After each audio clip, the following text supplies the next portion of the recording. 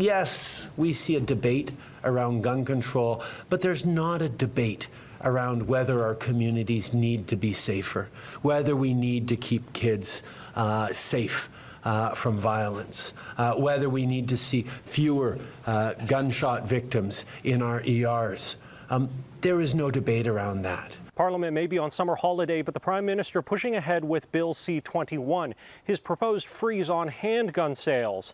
Justin Trudeau speaking to community leaders in Toronto, but one group says any talk on gun control needs to have them at the table, legal gun owners. Licensed gun owners are the ones that are always excluded with the Liberal government, and that's one of the hallmarks of a political agenda, as opposed to an effort to bring all stakeholders to the table and make Canadians safer. Rod Giltaca says if legal gun owners are totally frozen out of consultations on gun control, that'll only discourage people from complying with Bill C-21 when it passes, in whatever form. Basically, that's a result of people saying, well, the law isn't fair and it's not effective, and no one could care less about what it means to me.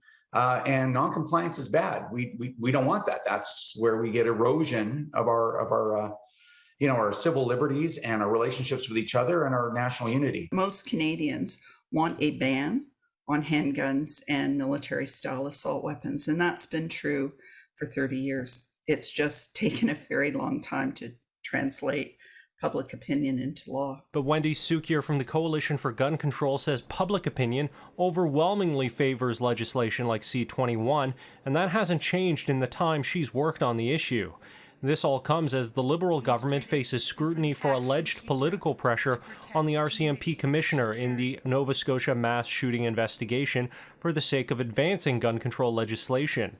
But CUKIER says while those allegations must be looked into, they don't change the underlying gun control situation in Canada. Not to be an apologist for the federal government, but I do think it's a little bit of a red herring if we're talking about the issues related to gun control. In fact, one of my concerns is that the RCMP actually stopped releasing a lot of information about the use of firearms in domestic violence, the causes of death, and so on, which I think has actually eroded people's understanding of the nature of gun violence. In Ottawa, Shally Lee, City News.